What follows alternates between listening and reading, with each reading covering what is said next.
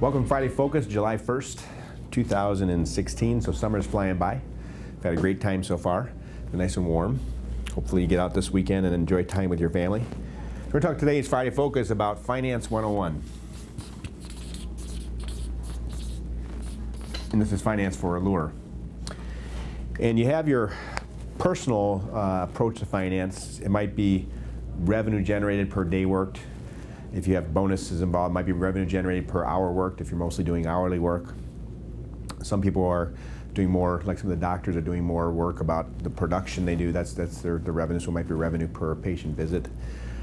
And if we look at the Allure, the practice as a whole, we have a pretty clear model of how we can judge outcome of certain key performance indicators. So this is what in business is called a KPI, or key performance indicator. And it might be for Southwest Airlines, for example. Southwest Airlines has got the same kind of jets. They only use Boeing 737, so they can repair them easily, and they can substitute one jet for another. They know how many people can fit on the jet, and they know where the parts are. They have mechanics trained. So instead of Delta's got 5 or 7 different aircraft, Southwest got one. And they know how far it can fly, and that's their metrics.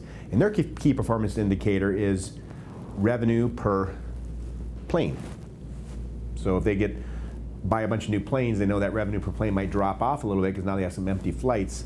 But if they keep the flights sort of full and they keep them on time and they get customers who like them, they have revenue per plane.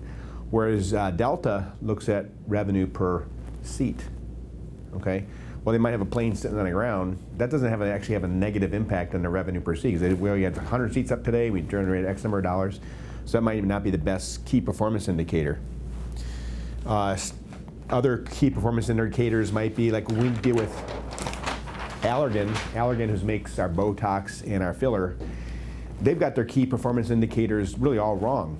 And I don't want to criticize a major company like that, but when we've adjusted our contract with them, we want to focus on, say, revenue per patient versus revenue per syringe of filler. But that's their metric, is revenue per syringe of filler. And I'm thinking they should maybe be thinking about revenue per doctor's office or revenue per person that comes in and buys their product. But they're really focused on revenue per syringe. And those of you who worked here for a while, you know how we've changed things. We adjusted our thought from revenue per syringe to revenue per patient. And that's why we're using maybe 20 or 30 syringes on a person versus the old model of using one and trying to get a big markup on it. CoolSculpt, same thing. Company looks at revenue per cycle, and we look at revenue per customer. And guess what? We're Allergan's most successful customer with the Botox and filler, and we're CoolSculpt's most successful customer of buying their products and selling them to our patients. So we look at revenue per new patient. So the revenue per new patient is a metric we use to assess our financial health here at Allure Medical Spa. And in reality, we have to have financial health in order to stay in existence. You know, if we were to, say, give things away, we're not going to have any jobs. If we were to compete on something we're not good at competing on, we're going to run out of work. In order for you to have a job here, we've got to be profitable. Okay? And the revenue per new patient is a good indicator. So how do you calculate revenue per new patient? You can do it in your own office. Every office and every department should have somebody responsible for pulling this metric. So basically, you can look at a day and say we had 10 new patients and we generated $10,000. Well, that'd be easy. That'd be $1,000 per new patient. The problem with that metric is you might have a day of production and another day that you do a lot of consults. So that's not a good way to do it day by day. But really, month by month or trailing 12 months is a pretty good way to measure it, because then you have revenue per new patient that comes in and converts that day or does not convert. And then you also have the people that are getting their 15th Botox treatment, they're really not a new patient, but it contributes to that dollar amount. Okay? So the $10,000 dollar amount is the revenue that's brought in for that day. And maybe of these 10 new patients, maybe only 3 of them bought. We didn't spend $3,000. What they did is one person spent $1,000, one spent $400, one spent $600, and then $8,000 came in from existing patients. So the revenue per new patient more or less represents sort of like a lifetime value of that customer. So I'll make sure this is understood, and we can discuss this further if it's confusing, so I want some feedback. is whether or not you understood it, because this is a metric we're going to be following. So for revenue per new patient, you take a period of time, and it might be a month, and you look at your number of new patients by, so it might be 100 new cosmetic and 100 new veins, let's say for the whole practice. So we know how many new patients we have, and then we have revenue generated for that same time period. So then it's this divided by this, okay? And that gives you your metrics. So where do we stand right now? Well, when I tell people about this, they're kind of a little surprised because they didn't consider the fact that a lot of our revenue models are different between the departments. For example, if a surgery patient comes in, they make a purchase, and typically we'll see them afterwards for their rechecks, but they're not really spending a lot more money. They might buy some products, and maybe a couple of them get Botox, but really that's a one purchase. And a Botox patient may continuously come in, so their revenue per new patient might be higher, because we're looking at this as a sort of like a window into lifetime spend. So I'm going to just take Shelby as an example, and because I know it's different between the different offices, and tell you our revenue per new patient. So for a cosmetic patient that comes into Shelby, we generate right around $4,000. So it means if we get 100 cosmetic patients in, we can save, $4,000, $40,000, $400,000. So we'll generate $400,000 for that month. Now a lot of that revenue is existing patients, but the revenue per new patient is just a nice clean number because it calculates their lifetime value. So for vein, most of their lifetime revenue comes in that first 1 year because they come in a few times, and really mostly in that first few weeks. But it turns out to be about $3,800. Okay? Now we can increase that, either of these numbers, by increasing conversion rates, same-day mapping rates, same-day treatment rates, on cosmetic a lot by rebooking them. So if you get the Botox and filler done and you don't reschedule them, the chance of them coming back in 4 months is lower. We know of people that come in for Botox 3 times a year, they will be happier than one that comes in once or twice a year, but by default, we forget to book them again, okay? We look at surgery, it's about $2,400. Now, a lot of people would assume that the surgery would be higher, but in reality, about half the people aren't candidates or they're not buyers. So that's a little bit lower number, and they're definitely not getting repeated buys. So they're not coming in and get their breast implants done, and then a year later, their thigh liposuction. They usually get 1 or 2 things done. HRT is $3,900. That's kind of surprising because the HRT expenditure is low, but the HRT patients tend to come back in forever. Okay, so that number will continue to grow. Now derm, because it's new, has a lower number, but based on the office, it's between $180 and $500. So Shelby is more like $500, the newer office is $180. So what happens is that this is telling you that the lower number means they're not getting a lot of repeat business yet because they're seeing mostly new patients. And when we do the new patient counts, we count the derm patients as about 1/4 of a non-derm patient, so we can make the math easy because we times this number by 4 is about 2,000, so sort of in this range. And when we're looking at dollars per new patient, there's a few things that affect it. First off is that new versus old. The new office versus an office that's been here a while, the new one's going to have a lower value per new patient because they're just getting those patients in and they're not giving them services yet. So a vein patient might be, that dollar per new patient might kick up faster because they're usually getting treatment within a month or so. Surgery may be the same thing, but the cosmetic and the dermatology, at first it's going to be a lower number, and that's what we expect, that's okay. But then as time goes on, every year that should increase. So new versus old. So we have to consider that. The second thing that affects it is conversion rate. So do they convert? So if you have a consult comes in and they just go home, you didn't really sell them what they wanted, the thing they came here to buy, that has a negative effect on your revenue per new patient because somebody else has got to spend more to kind of make up for that. How about the size of the sale?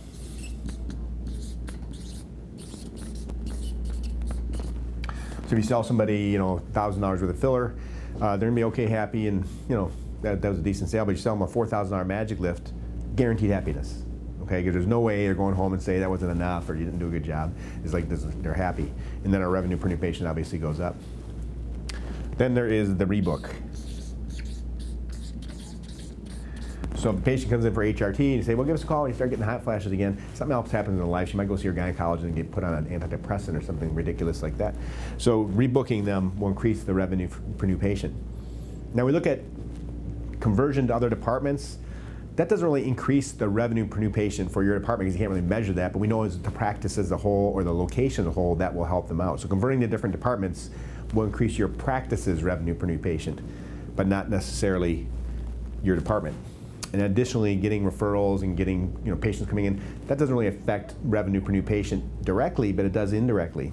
A patient that is referred will more likely be a buyer. The friend that referred them is going to have pre-screened them for being a appropriate candidate. They'll kind of know the cost and whether or not they can tolerate it. Are they somebody that's realistic about it or not? So that increases our revenue per new patient by getting good leads. So getting back to Finance 101, as the business is growing and we're adding locations and services, it has a little bit of a short-term negative effect on our revenue per new patient. But the other thing that has a negative effect on our revenue per new patient is alignment between the offices. Can we get the same outcome at every office? And we're not. And I can tell you, I showed you Shelby's numbers and even the dermatology, both numbers. When we look at cosmetic, non-surgical new patients, it ranges from 400 to 4,000. So obviously, we got to work here with what's going on. Are we not converting the patients? We're not doing same-day sales? Are we not rebooking them? There's a lot of things, and we've been sort of investigating these. Teresa's been making some efforts to go around the offices and help, get that number understood and also help drive it to a better number. For veins, we're right around 2,700 to 5,000. So obviously, maybe this office is not as effective at getting the patient mapped and getting them booked, and this office is doing better. So that's something we can improve. But we know this is like maybe the gold standard, this is the gold standard. Derm we can't really count because we have dermatology started at different times. It's really too new to get that number. It's going to level out around $1,000 to $1,200 per new patient at some point. And actually having a super high value per new patient in dermatology would actually represent a negative for the practice. That means we're not growing. So really, the number going up really fast might be we just turn the number of new patients down. Because let's say next month we'd stop taking new patients, we're still going to have a decent revenue stream and the number would get artificially elevated. So there's things that affect it one way or the other, but our growth rate's been kind of constant, and we know that this revenue per new patient should keep growing. This office should eventually become here. This office should eventually become here. And what does that have to do? What is the significance of that for the practice as a whole? Well, for us to increase compensation, we've got to have increased revenue and actually increase profit margins somehow to get the money to pay more. Well, obviously we're having problems here, maybe even here as well. So we look at our revenue per new patient as an office overall, as a practice overall, we're right around $2,700 per new patient. So some people spent nothing, some people had big buys, some people came in forever, some people never came back. Well, every year this should keep easing up because we keep rebooking the patients, we get better at aligning the offices, we get the same results everywhere when a new patient comes in. And that allows us to have money to increase wages and increase bonuses, increase maybe even benefits. And this dollars per new patient is a key number that I look at because it tells me what the financial health of the company is. And this should be growing every year. And it's really not growing this year, maybe because we had a surge in new patients. That has a negative effect on it. Also because maybe some of the offices that are newer aren't really aligned yet with how to get the cosmetic patients into treatment. And in some cases what matters, they just had too many patients, so we kind of adjusted that so it wasn't overwhelming.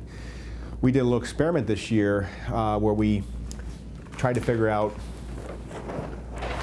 what was the human influence on revenue per new patient. So we had a model that the doctor or the PA would see, say, CoolSculpt patients. And they would evaluate the CoolSculpt patient, talk to them about CoolSculpting, and then book them or not. Well, our range for CoolSculpting per new patient went from 300 to 2,700. So some offices did really good, and some offices not so much. And what is going on there? Well, it might be that machines aren't where you need them to be at. Maybe it's not, or maybe we can't do treatment the same day because the rooms are all tied up. Maybe it's the salesperson that's not being as effective. Maybe the doctor shouldn't be doing the consult. Maybe the PA shouldn't. Maybe should be more of a professional salesperson. So Heather and Paula went and got trained at CoolSculpt U, and we really trained them on how to do the consult and how to talk to the patient about the sale and how to book them. And they had a lot of autonomy of how they could set their department up. But they decided that they're going to do the consult and only involve the doctor or the PA after the commitment for a sale is made, just so they can check for a hernia or whatever, if necessary. But really kind of take the doctor out of the mix. So we did that at Shelby for the first quarter. So January through March